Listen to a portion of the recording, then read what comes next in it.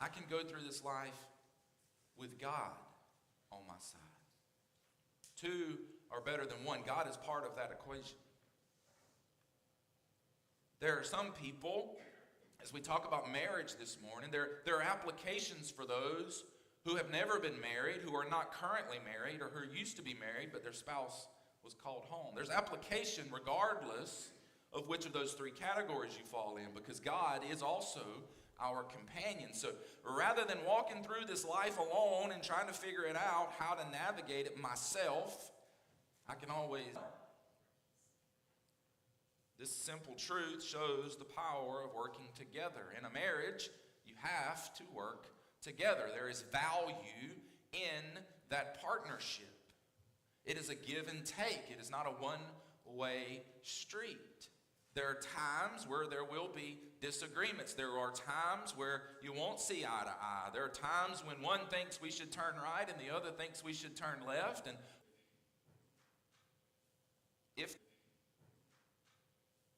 if the commitment is there. When I think about this, I think about growing up and at my grandfather's house.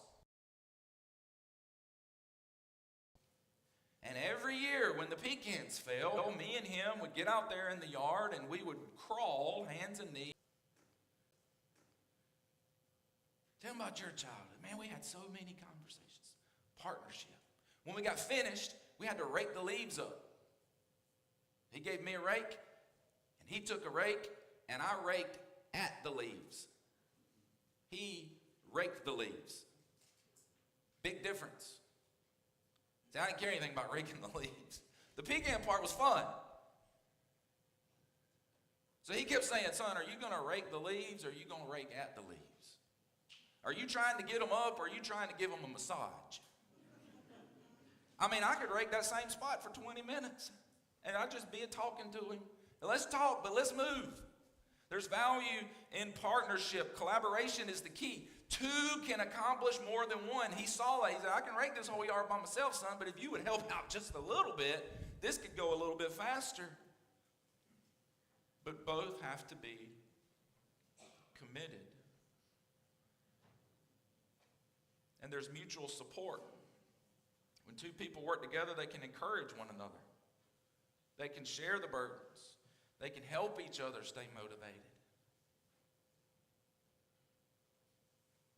If I'm struggling today and I'm getting behind raking my stack, Papa can come over there and help me finish it up. If one day he's struggling, I can go over there and help him finish his up. There's value in shared effort. The rewards are not just in the task itself, but it's also in the bond that's created in the process. It's not just getting finished with the yard and saying, man, that looks great, doesn't it?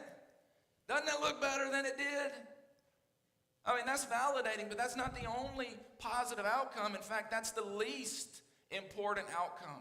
The most positive outcome is the relationship that's built while the work is completed.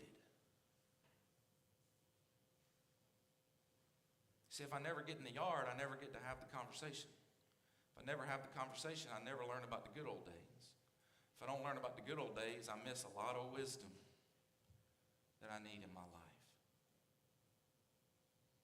And the same is true in the home. It's not just saying, hey, we stayed together another day. We made it through that trial. It's how we navigate that trial and the relationship that's built through it. The second thing we see here is verse 10. Look, it says, for if they fall, one will lift up his companion. But woe to him who is alone when he falls, for he has no one to help him up. This is the importance of mutual support. Are we going to make mistakes? Yeah. Just because you say I do doesn't mean you stop making mistakes. Just because you love someone doesn't mean you stop messing up. We're going to make mistakes. But if you fall, you have someone to pick you up. Woe to him that is alone. This is the danger of isolation. Life is filled with struggles, challenges, and setbacks. It's full of it. And when we fall, whether physically, emotionally, or spiritually, it's in those moments that we need to pick each other up. Church, I know full well you may be struggling, and you may reach out to me because you're struggling, and I want to be there for you. Not because I have the answers, but because I know I'm going to call you, and I'm going to need you to be there for me here in just a little bit. If I'm not struggling, it's not because I'm perfect. It's just I'm waiting for my time to fall on my face. We all fall short. We all mess up, and we need a community of people that will rally together behind us. That's why church is important. That's why getting up and investing in relationships. Does it take work? Yeah. You have to get up, get the kids dressed. Man, the drama that comes with that. And if you can make it to church on Sunday for the duration of your time as a parent and not commit murder, God is with you.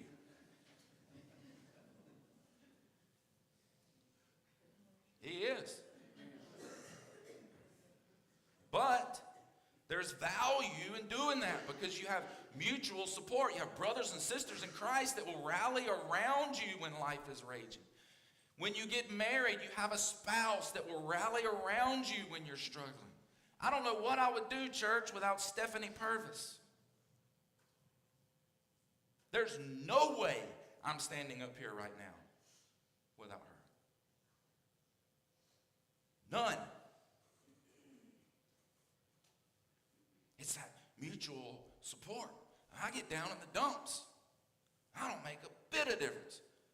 How big of a mess did I make of that? Oh my word. And she's right there. In our loneliness, we are vulnerable. In our loneliness, we are vulnerable. Without someone to lift us up, that's why the Bible gives a warning. It says, woe to him. Be careful. Woe to him who's alone. Not just in marriage. Don't navigate this life without God, number one. Don't navigate this life without brothers and sisters in Christ. Finally, look at verse 11. Again, if two lie down together, they will keep warm. But how can one be warm alone? This is where we find the blessing of companionship. Physical and emotional comfort. You see, in ancient times, the image of two people lying together for warmth was a very common one. It was a familiar reference, and that's why it's listed here. As the night air would become cool and cold, companionship provided warmth and comfort. You see, not everybody in these days had a nice comforter with a weighted blanket on top. And I sleep so well.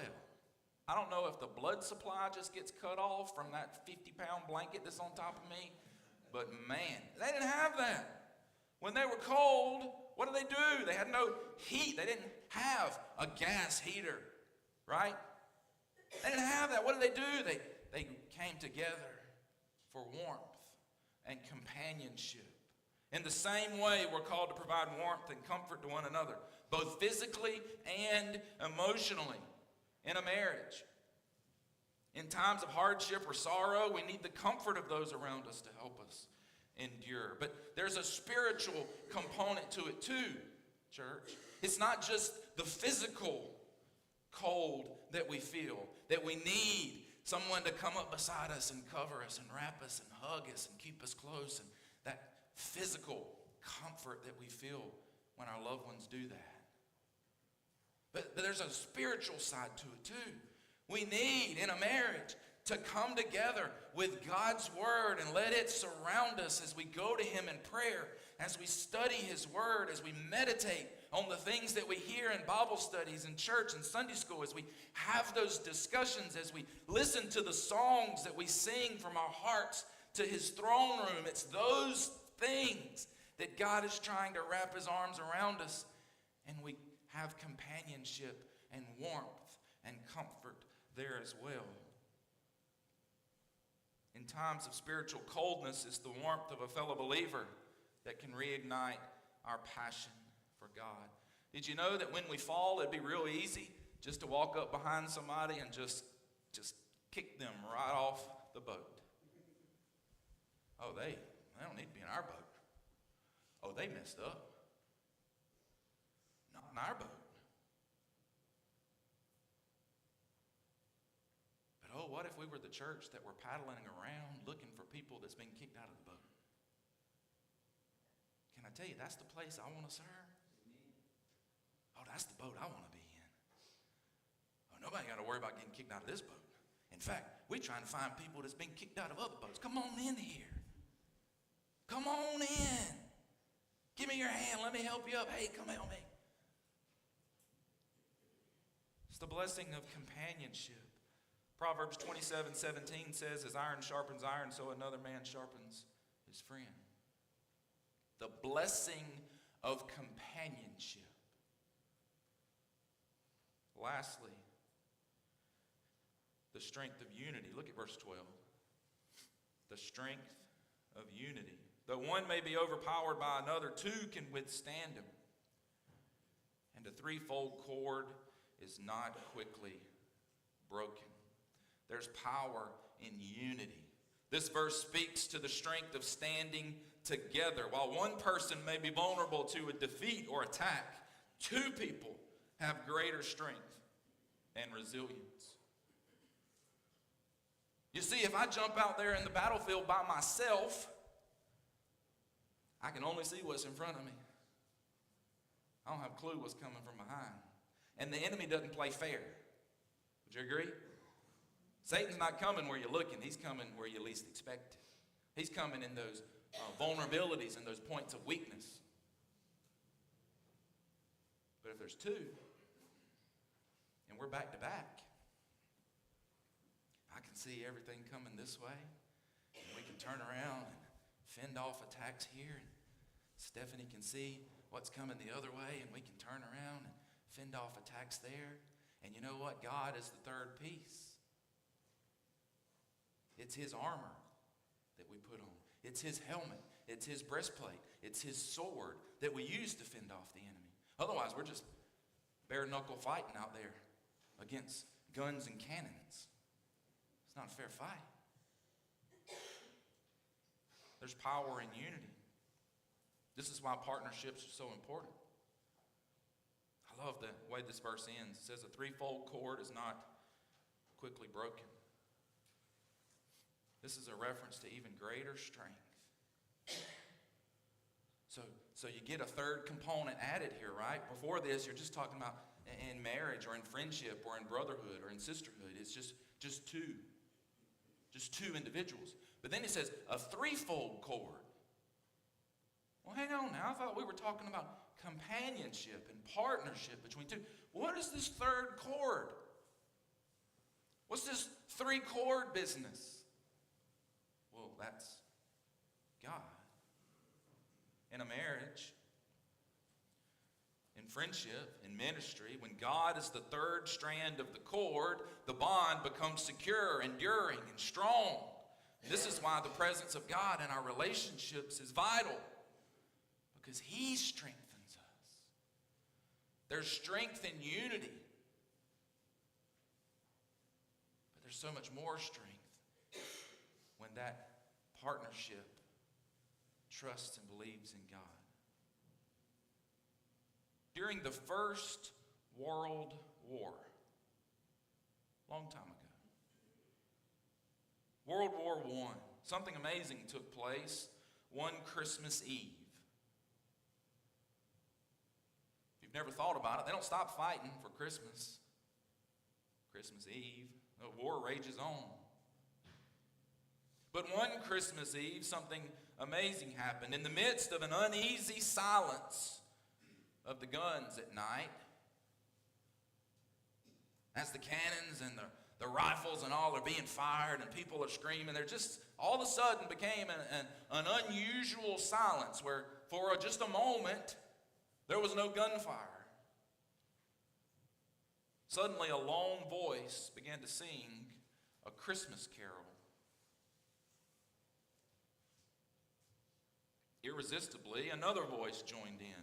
And before one knew it, there was a wave of music because of Bethlehem, cascading across enemy lines as both sides joined in reading from the same script, the story of the babe in a manger, the Prince of Peace, who was able to bring communion between warring factions, even if just for a few hours. This is how one writer tells that story. Listen.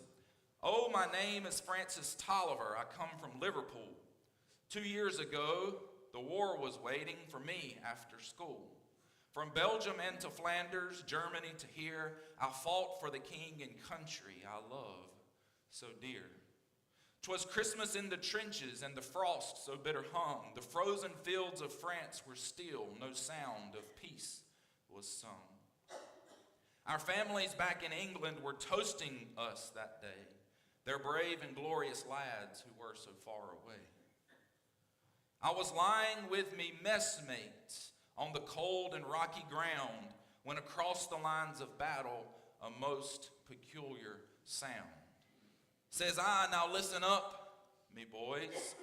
Each soldier strained to hear as one young German voice rang out so clear. He's singing very well, you know, my partner says to me. Soon, one by one, each German voice joined the harmony. The cannons rested silent, and the gas cloud rolled no more as Christmas brought us respite from this war. He ends with saying, as soon as they were finished and a reverent pause was spent, God rest ye merry gentlemen, struck up some lads from Kent. The next day they sang, still knocked, 'tis silent night, says I, and in two tongues one song filled up the sky.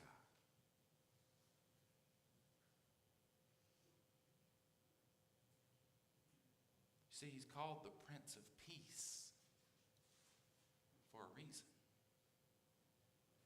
Because he alone has the ability to bring peace to any situation. Two different languages singing the same song brought peace to World War I on a battlefield.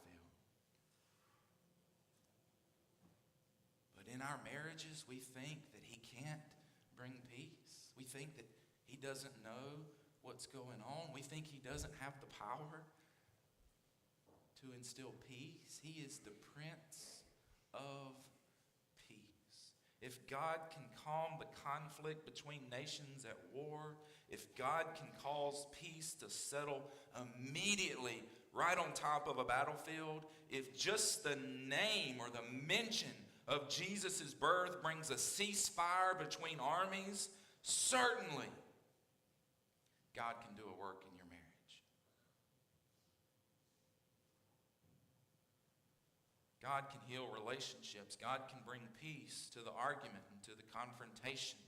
For those that are married, for those that are dating, for our youth that will seek marriage at some point in their lives, I want you to listen carefully to these words.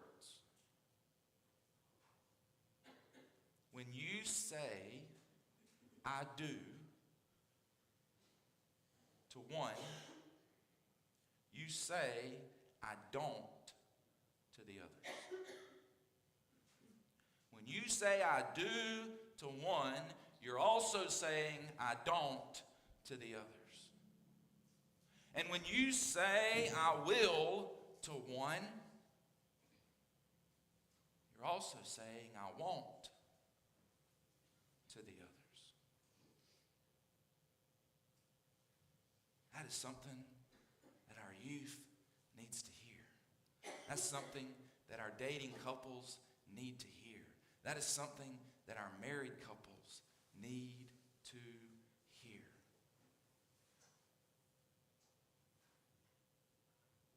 want you to think about two pieces of rope twirled together. There's not a whole lot you can do with two pieces of rope. You can twist them, and so they intertwine, right? They just wrap around each other. That brings positive things, right? That brings peace. That brings comfort because you're wrapped with another person. They have each other to hold close. But also, I want you to notice how easy it is to untwist those two pieces of rope. If you just let go, they'll unwind and be two single pieces of rope. Now I want you to think about three pieces of rope, not just two. I don't know how all you women folk do this, but apparently you can take three pieces of hair and you can do something with them and it'll stay, the braid. Brother Tommy, if me and you, mine and your life depended on it, brother, I don't know if we could braid somebody's hair. We can tie it in some knots. We can make a mess. But you have three pieces of a cord. There's a way, if you know how to do it, that you can wind those so that they don't come apart. They can be braided and so bound together that they can't be separated. You see, it's not the first two pieces of rope that makes the difference. It's the third one that makes all the difference, church. The third one is God. And you can twist those two pieces as tightly as you want, but look how easily they come undone. It's God's presence in the husband, and it's God's presence in the wife that so intertwines those two people, so that regardless of what comes, this verse is true. A threefold cord is not easily broken. Can I ask you a question this morning? Is God essential to your marriage? Is He essential? Is He a necessary part? Is He a required part for your marriage? Is God just as visible in your marriage as you and your spouse? Is He? A threefold cord is not easily broken. When Satan tries to divide our hearts, sometimes he starts by dividing our home. Divided heart, divided home. Don't let Satan into your marriage. Young people, there's a reason that there's a verse in the Bible that says, do not be unequally yoked. What does that mean? That means don't marry somebody that's not also a believer. You see, a marriage isn't between two. A marriage is three. God is a necessary part of it. Divided heart, divided home. My challenge to you and my challenge to me and my wife is to bind yourselves together with God and rest your heart in His hands, and only then will you find a unified home. Let's stand.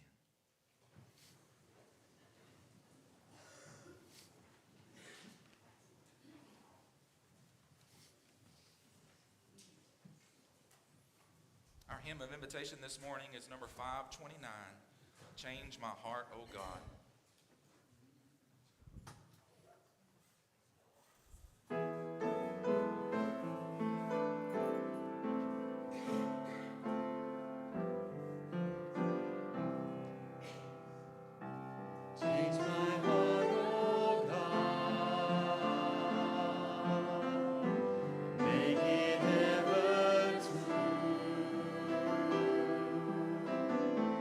Change my heart, oh